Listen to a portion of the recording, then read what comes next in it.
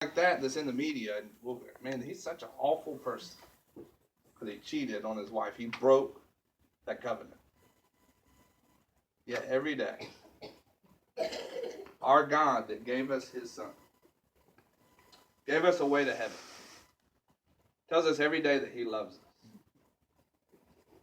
We cheat on him for sports, cheat on him for money, opportunity, flesh, many things we put above him. He should be our priority. The Bible even teaches that God should be above our spouse and be above our parents and be above, he should be number one in everything. And it took me a long time to understand that, because once you start dating or you get into a pretty serious relationship, you think, man, I love them and it's all about them, your attention. If you're not careful, you'll put too much attention on them and you'll kind of forget about God. And that's never what God intended. God intended that all of our relationships here on earth be built around our relationship with him. That's why he says it's impossible to have a good relationship with your brother if you don't have a relationship with the Father. And at the same time, if your relationship with him is not right and you got problems, until you make it right, you're not going to have peace this way. But I struggled with that and I thought, I got to love you more than I love her. It took me a long time to figure that out. But a guy that we know wrote a song. We had him play it at our wedding when we had the altar and we prayed together, had our pastor pray over us.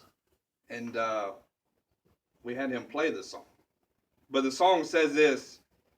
It's called the Marriage Prayer. And it says, God, help me to love you more than I love her, so that I know I can love her more than anyone else. And that's what it's all about. We wonder why husbands don't truly love their wife. It's because they don't truly love God the way they need to. We wonder why parents don't love their kids and have a passion for their kids the way they ought to, because they don't have a relationship with God the way they ought to. Because your relationship with God is going to affect your relationship with people.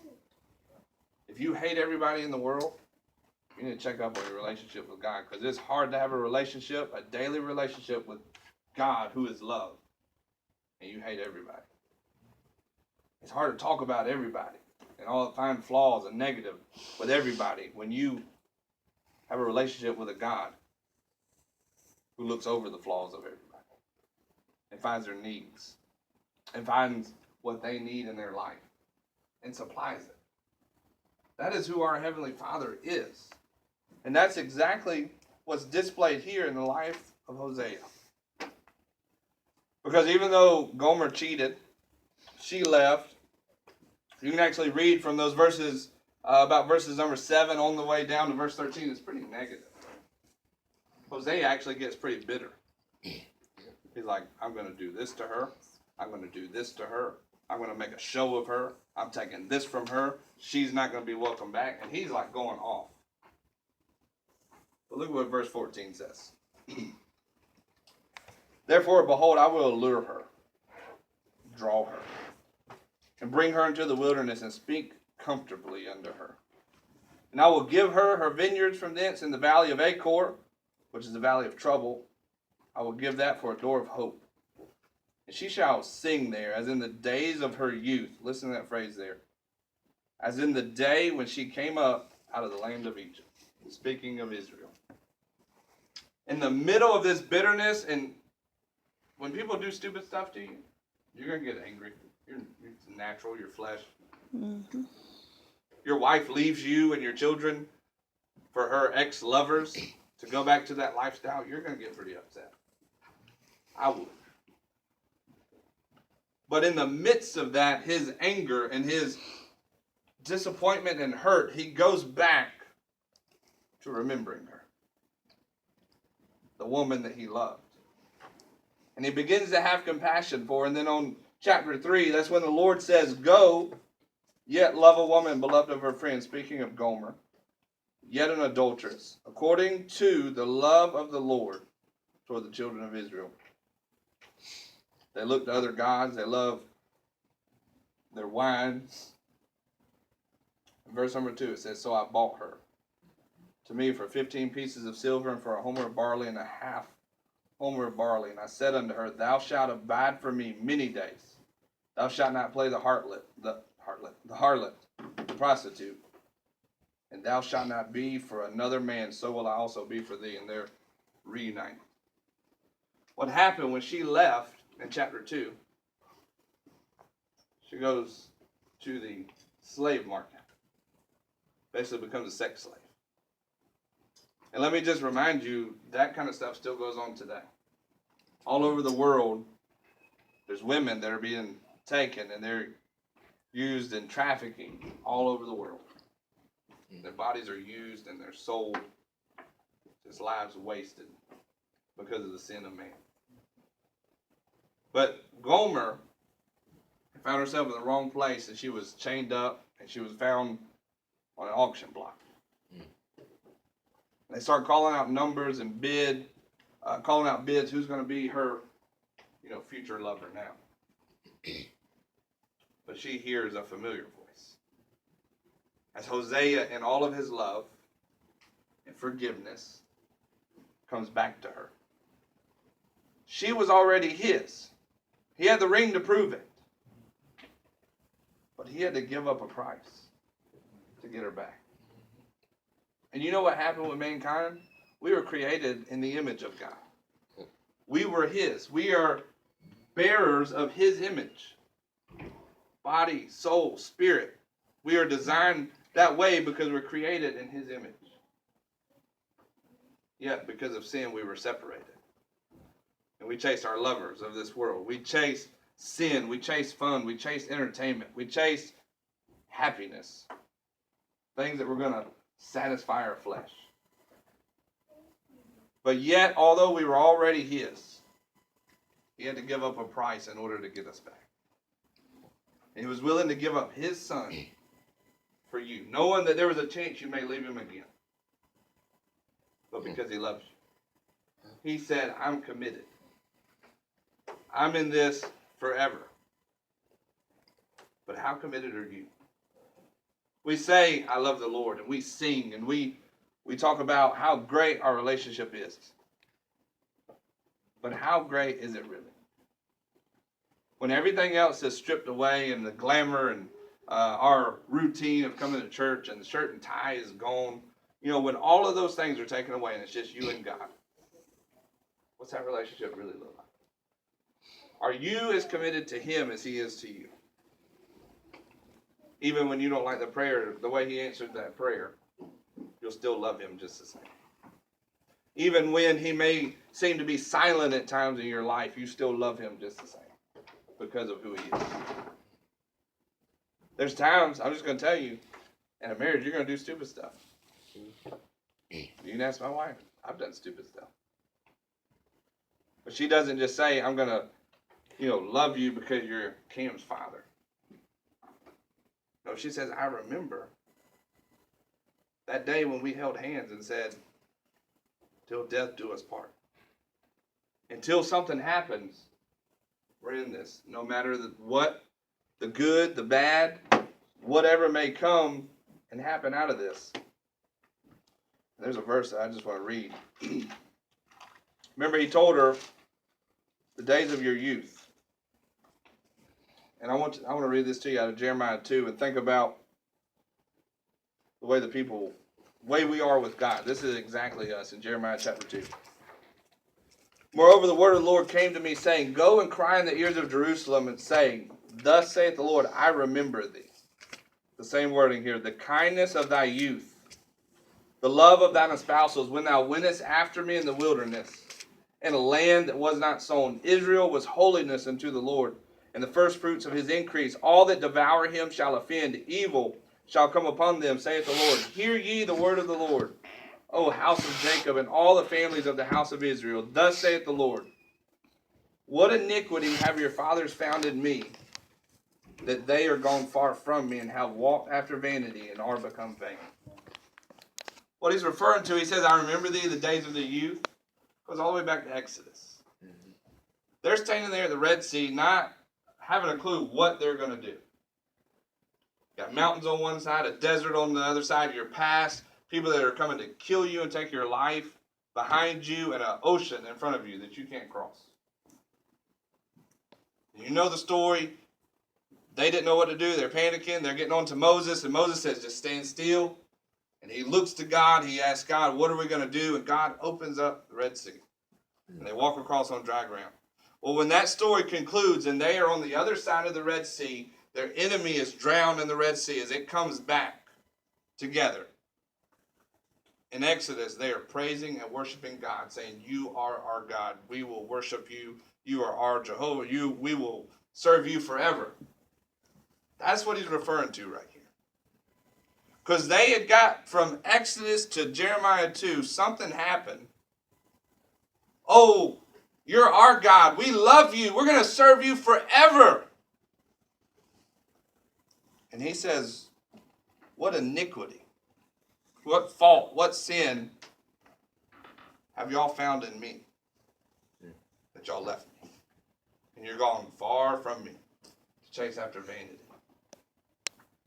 And again, just like Gomer, we'll look at that and go, man, they crossed the Red Sea. And God made a way for them, and they're praising him and making that covenant that, hey, you're our God. No more Baal, no more Pharaoh, no more Egypt. We're serving you.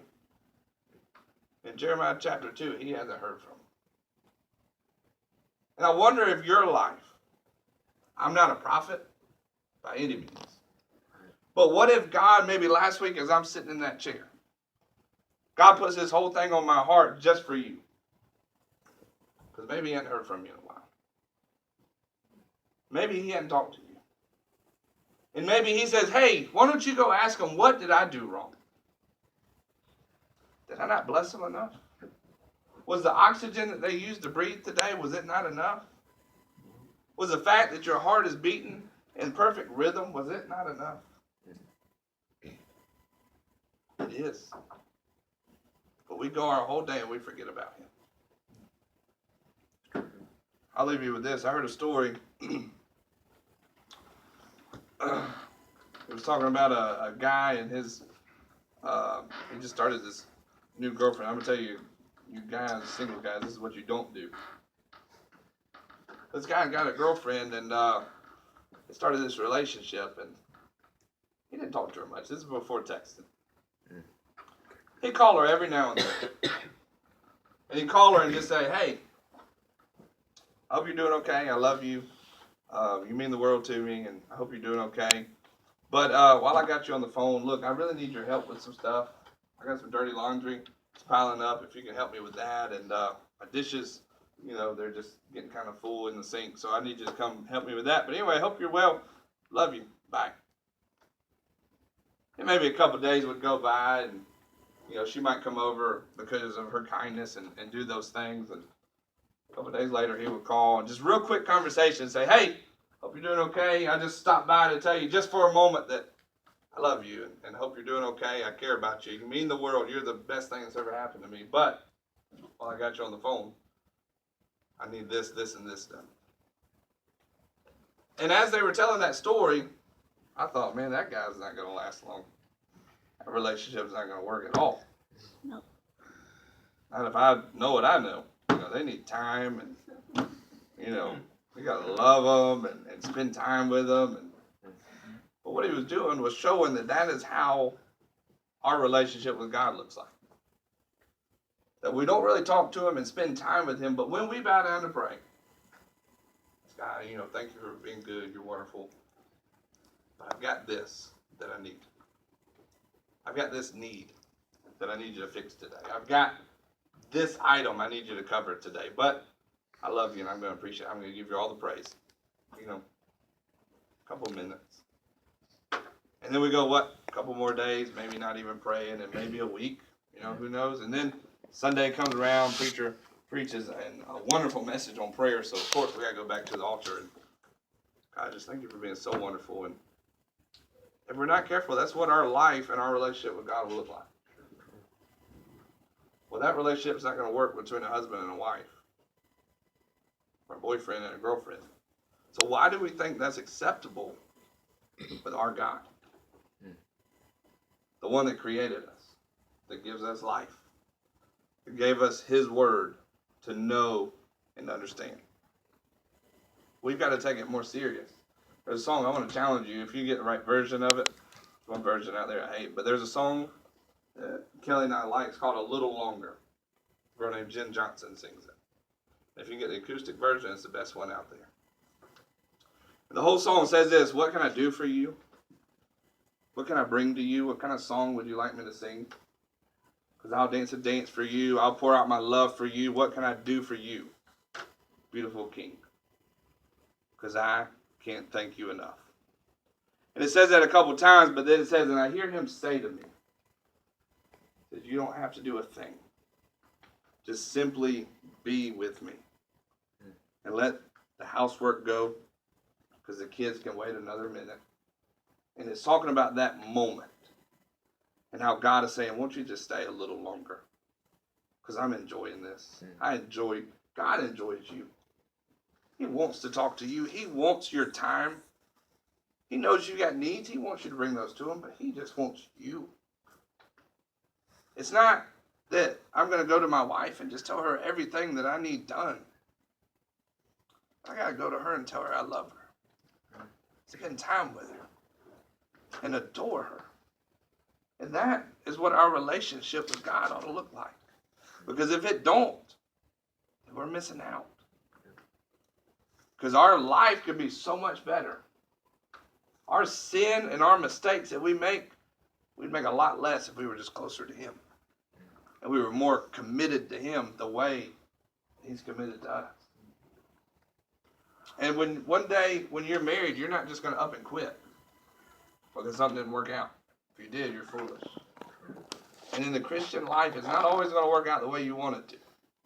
You're going to have some roads, you're going to have some struggles, some things that come up maybe that were unexpected, and it didn't work out the way you wanted it. But you got to be committed. You know, the least we could do, I forget the numbers, but when I preached in Youth for Truth the other week, I gave these numbers. There's how many seconds are in a year? I think there's 168 hours in a week, if I'm not mistaken. Something like that. The least we could do with our time to be committed to him is to be faithful to his house, be faithful to his word, be faithful to the great commission that he's called us to do. But we're talking 3 church services a week, and some people, we just stay home because we got so much to do.